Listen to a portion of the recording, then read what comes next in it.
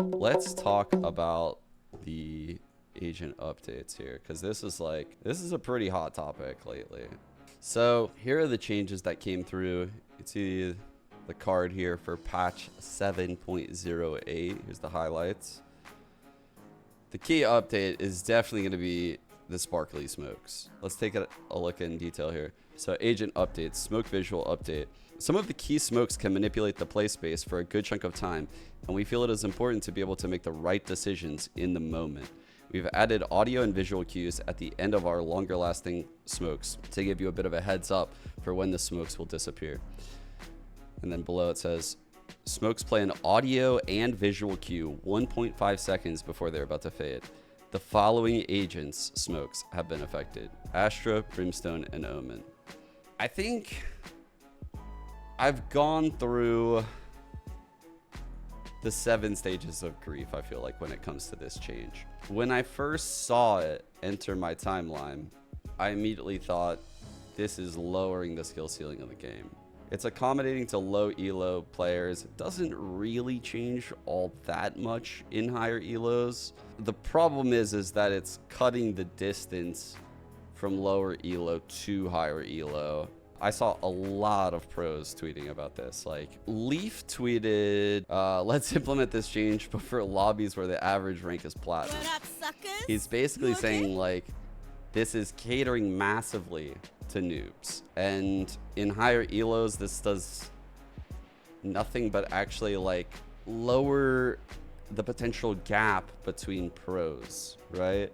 There's even in pro games where people kind of fuck up that timing, because there is a lot of stuff happening in Valorant at the pro level, right?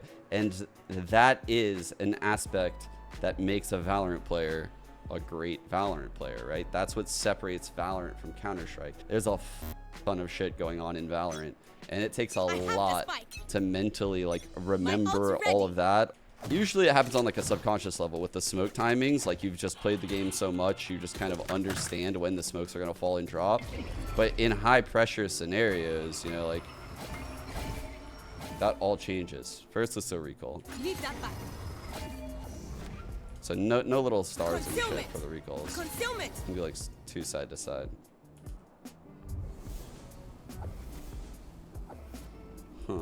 So there was the audio cue and the visual cue. You heard the So imagine like you're this Omen, right? So I smoked this, you know, like probably 5 seconds ago. Let's see if I can like time the noise. Like I'm not aware of when it's gonna pop. I'm just like a noob. Oh, I heard them. See, like I guess it is still gone. Like I don't think I can react quick enough to like just smoke this. I'm not gonna lie. Let's see. Shadows traveling. So that is actually kind of nice. And I think that was an issue I was concerned about. The refreshing of smokes just by like an audio visual cue. But I don't think you got time. Like, I'm not gonna lie. Like, I think Cover going out. like you can see, like I'm reacting pretty quickly to like when those particles come on my screen, and I can't just continuously refresh that. Let's see what that's like with Astra. Obscuring vision. So yeah, Astra can do it.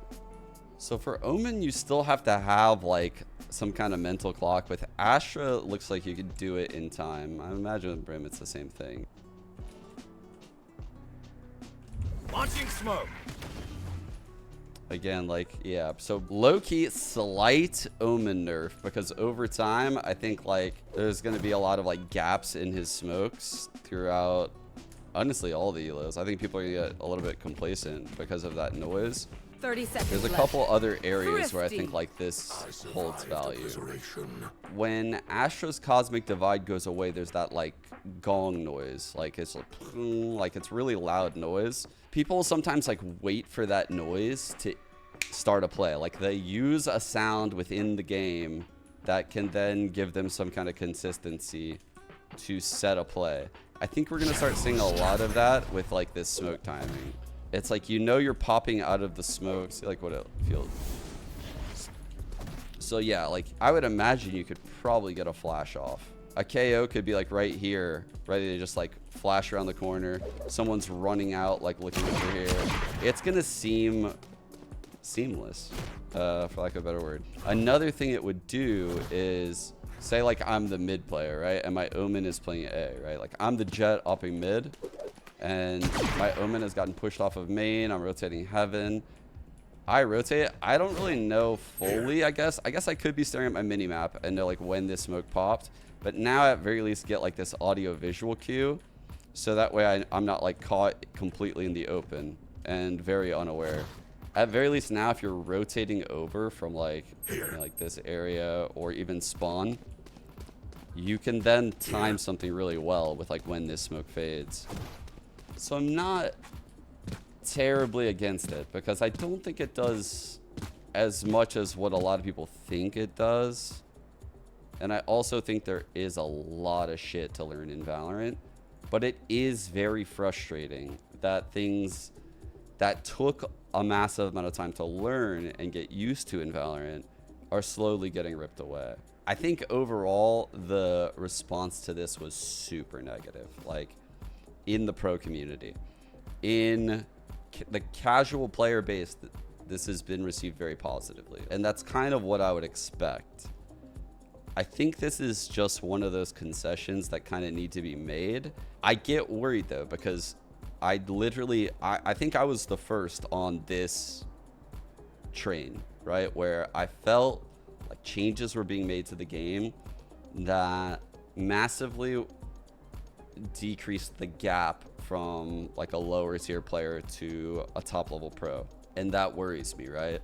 But there's always that balance where you don't want to make the barrier to entry too hard for new players. So I totally understand. There are things though that are really frustrating, like this Astra change, right? They made it so Astra could hear in Astral form. And this is something I literally requested like years ago when Astra was added into the game, but it wasn't added. And because of the fact that it wasn't added for years and people learned how to master this, despite it being dumb, like a dumb feature in the game, like all things considered, like that's why they've pulled it out of the game. People mastered it, and that's what made Astra difficult to use in certain elos. It required good communication. It required you to know what to ask for and how to communicate with your teammates, what you wanted to do. And when they took that away, I didn't think that that was the right direction. Not because I think that, you know, like it's a bad change. I think it's a good change. Like I said, I think this is how the agent should have been in the game. I just think that once you have like an esport like this, where you know, like those tools, those features, whether they're bugs or not, have been mastered over years, like smoke timings, it's hard and it's a delicate thing to decide when to take those things away for the sake of the casual audience without pissing off the grinder side of your game. Initially, when you threw the Omen blind, you would jump, like it would give you a boost. So say like this was a Sage wall, I used to be able to like blind and jump on it, right? Now you can't do that because it was like a trick in the game. It required like a ceiling that you had to learn. And then they did it again with the Omen blind. Like they did it again with like making it one speed, right? Before you could change the speed depending on if you're running backwards, it would go slow. If you're running forward, it would go super fast. They're just continuously doing things right now that make the game easier to understand. You know, like everything is very intuitive. Someone that just started playing the game you could be like, hey, you know, like this is the value of a one-way, and they could go into a custom server and kind of like think this through and find it out. I do understand, like I do understand like why this is super important. I guess like what are the core values of Valorant? I think that's what a lot of people get frustrated about. They don't understand, like, is Valorant a game where abilities should be pretty fucking powerful? Because initially in Valorant, it felt like the abilities were pretty fucking powerful, right? Like Jet had like the 3 cloud burst that lasts 7 seconds. She had the refreshing blade storm on right click. Raze had 2 sets of paint shells. The ults were way lower orbs. For Viper, like all the toxin times were super high. She could leave her ult for like 25 seconds. The abilities were insane. Like they were crazy. And now we're getting into an era of the game where it's like we're focusing more on gunplay. Is that what Valorant is? Is Valorant going to be like, it's going to feel like CS, but with like slightly different looking abilities and a cartoonish vibe? I don't know. We're clearly moving away from those times where abilities matter a lot. and it's more about like the gunfighting in Valorant.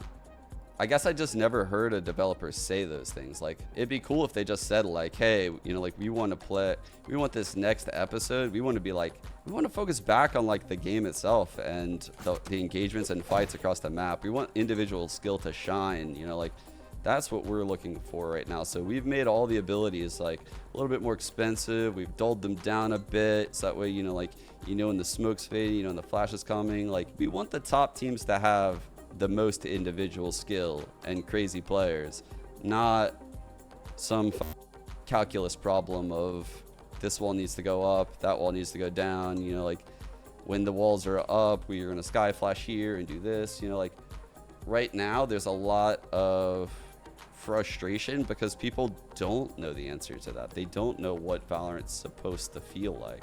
They don't know if their agent that they've mastered over 3 years should be able to stop a rush, or if they shouldn't, because they've now played both iterations of the game.